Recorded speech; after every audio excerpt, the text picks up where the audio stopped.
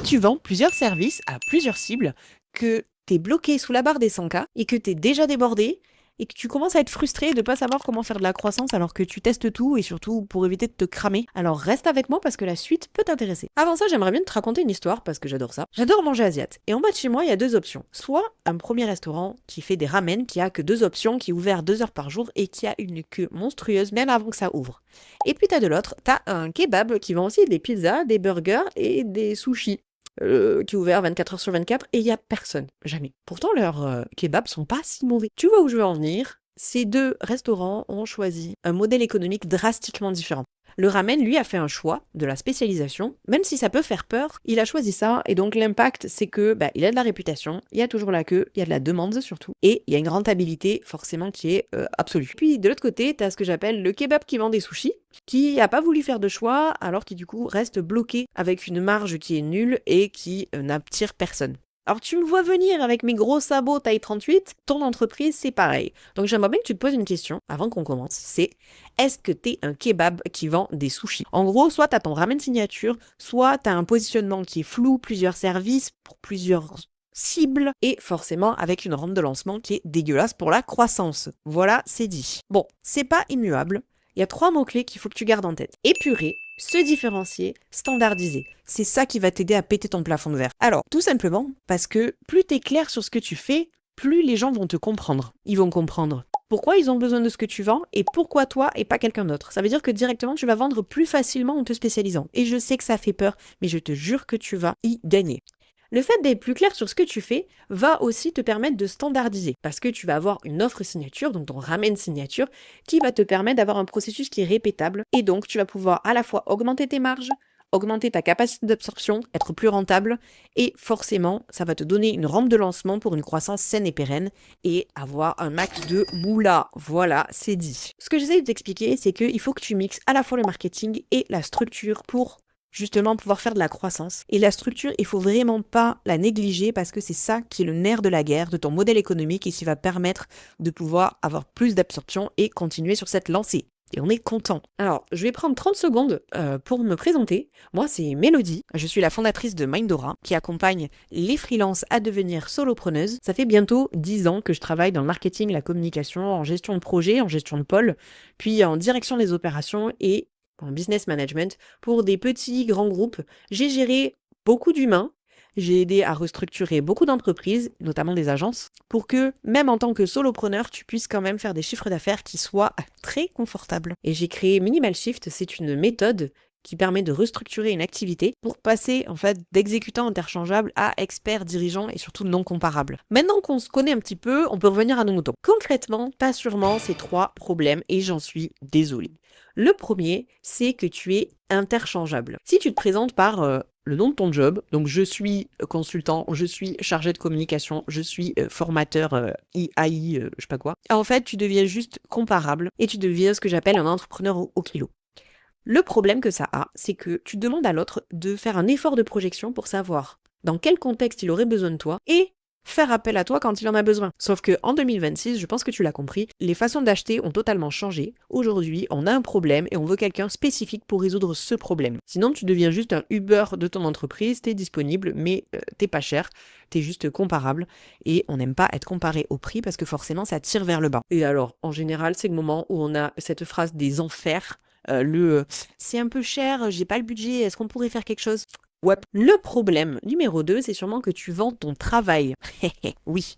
En fait, tu vends ton travail dans le sens où tu vas vendre un livrable, tu vas vendre le temps passé, tu vas vendre des corrections, peu importe. Mais en fait, tu vends pas la valeur que tu apportes chez ton client. Et c'est ça qui te positionne comme un expert. Tu vas résoudre son problème ou tu vas lui apporter quelque chose qui va lui permettre soit de grandir, de changer, de gagner du chiffre d'affaires. Bref, tu vas avoir plein d'éléments qui permettent de justifier un prix qui a une tarification plus haute et surtout qui n'est pas marchandable. Et surtout, si tu continues à vendre du temps, le problème c'est que tu vas être vite plafonné parce que si tu travailles 80 heures pour faire 5 000 euros, il va t'en falloir 160 pour faire 10 000. Et si tu veux faire plus, en fait, c'est mathématique, tu n'y arriveras pas. Ce n'est pas possible. Ton business a un plafond structurel. Et ce plafond structurel, c'est simplement ce que tu peux encaisser physiquement avant de craquer. J'aime pas le burn-out, je pense que toi non plus, même si maintenant ça paraît être une médaille du mérite du travail et des freelances, Non, on fait pas ça. Et le troisième grand problème que tu dois avoir, c'est que sûrement tu fais du sur-mesure. Le problème du sur-mesure, c'est que chaque client devient un nouveau brief, donc rien n'est reproductible. Même si tu templatises à droite à gauche, globalement, c'est nouveau. Et donc en fait, tu restes dans une espèce de roue du hamster où en fait, tu peux pas capitaliser sur ce que tu as fait avant et donc tu es tout le temps obligé de refaire et refaire et refaire. Donc en fait, tu augmentes pas ta rentabilité. Et c'est ce qui te rend coincé dans l'opérationnel parce que tu peux pas ni faire de process, ni faire des templates à proprement parler, et donc tu peux pas déléguer, ou en tout cas tu peux pas aller plus vite sur les tâches. Tu es complètement bloqué dans l'opérationnel et c'est ce qui fait que tu es débordé actuellement. Est-ce que tu vois un petit peu le problème? Donc, maintenant, on sait que tu veux gagner plus, ou en tout cas être plus rentable, voilà.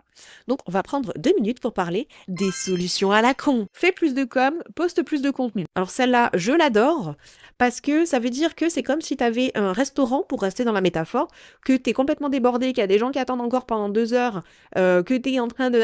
tu paniques et tout, et puis là, ta soul, c'est sortir dans la rue avec des flyers et commencer à prospecter en disant regardez comme il est beau mon restaurant, donc tu vas avoir plus de clients. Est-ce que tu vois la fausse solution? Donc c'est pas ça qui va te permettre de gagner plus. La deuxième, qui est un peu étonnante peut-être par rapport à moi, c'est que c'est trouve ta niche et spécialise-toi. Alors oui, évidemment que c'est une bonne solution, mais non, ce n'est pas la seule solution, et c'est pour ça que je te dis qu'il faut à la fois du marketing et de la structure, parce que si tu te spécialises sans restructurer ton modèle opérationnel derrière et ton offre, en fait, tu as juste le même chaos, mais juste plus ciblé. Donc la seule chose que tu vas faire, c'est que tu vas t'enlever des parts de marché. Voilà, et tu n'as toujours pas amélioré ta rentabilité. Le dernier, c'est améliore ton mindset, manifeste ton succès. Alors j'entends aussi, j'ai des problèmes avec l'argent, je m'auto-sabote et tout ça.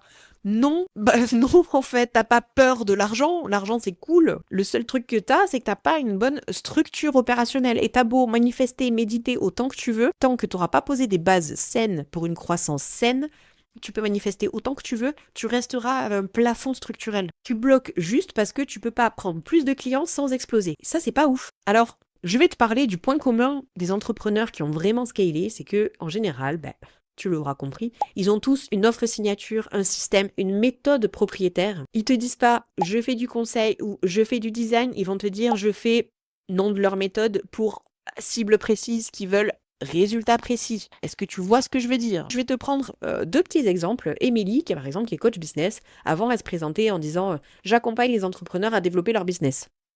Ok, pourquoi pas. Elle plafonnait chaque année à 60 000 euros et elle prenait tout le monde. Ok.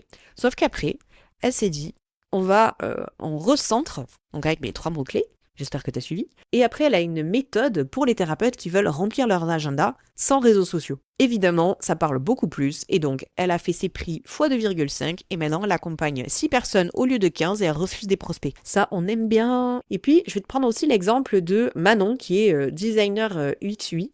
Avant, elle disait je faisais du design d'interface. Elle facturait à la journée à peu près 400 euros par jour, mais bossait 20 jours pour en facturer 12. On connaît, tu sais, le fameux « Non, mais j'aimerais bien modifier ça, mais machin, mais... ah. » Après, elle a une méthode pour refondre ton parcours utilisateur SaaS en 6 semaines. Elle a une offre packagée à 12 000 euros, elle prend un projet par mois au lieu de 3 et elle choisit ses clients. Mais alors, c'est quoi la vraie solution concrètement? Tout simplement, c'est mes 3 mots-clés, épurer, se différencier et standardiser. Je vais te mettre un petit peu plus de détails. Pour épurer, il va falloir que tu arrêtes de vendre 15 offres à 10 cibles. Il va falloir faire radicalement moins. Une cible, un problème, une promesse. Il va falloir également se différencier. Donc créer une offre signature autour d'une méthode propriétaire qui te rend incomparable à toi. En général, c'est le moment où je vais te dire, il faut mixer ce que tu sais faire et qui te rend incomparable, qui soit que propre à toi et ton vécu. Et le dernier, ça va être de standardiser. Là, ça va être tout simplement de construire un workflow, un parcours de livraison client qui est répétable, prévisible et surtout rentable. Tu l'auras compris, j'adore la rentabilité. Sauf ça tombe bien, j'ai créé un bootcamp qui s'appelle le Minimal Sprint. C'est 4 semaines, 4 demi-journées avec 4 personnes maximum. Minimal Sprint, c'est vraiment un mélange entre le minimalisme stratégique, le marketing et la stratégie opérationnelle.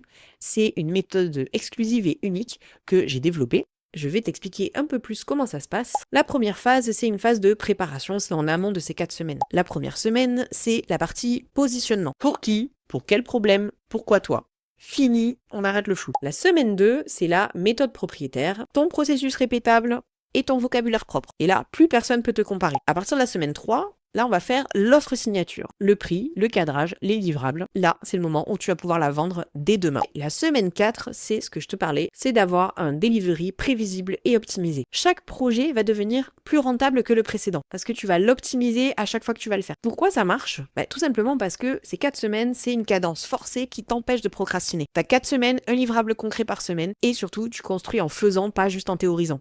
Parce que j'entends beaucoup des gens qui me disent non mais ça je sais le faire. Oui tu sais mais tu l'as pas fait. Voilà. C'est QFD. Le format cohorte ultra restreint, ça veut dire aussi que je vais faire du feedback personnalité uniquement sur ton cas. L'émulation de groupe t'oblige à passer à l'action. Et le dernier, c'est parce que le cadre structurel, et c'est pas uniquement marketing, on restructure ton business model depuis les fondations. On n'est pas là pour tout péter, on est là pour récupérer ce qui fonctionne et l'enrober d'une belle offre signature qui est scalable et qui est répétable. Si c'est quelque chose qui peut t'intéresser, je t'invite à prendre un rendez-vous avec moi, sûrement juste au-dessous. Ce sera pas avec un closer, ce sera vraiment avec moi. L'idée, ça va être que on va se rencontrer pour que je comprenne qui tu es, ce que tu fais, où est-ce que tu en es aujourd'hui et si vraiment je vais pouvoir t'aider. Parce que si je peux pas t'aider, ça sert à rien que tu sois pas satisfait et moi non plus. Et puis par la même occasion, tu vas voir ce qu'on peut améliorer immédiatement parce que je suis comme ça, je suis pas avare en conseil. Alors attention, je peux accompagner que 4 personnes par session, pas plus. Donc je vais te demander une seule chose, c'est de prendre rendez-vous uniquement si tu es prêt à passer à l'action et tu es prêt à restructurer les fondations de ton business pour avoir un système et une rampe de lancement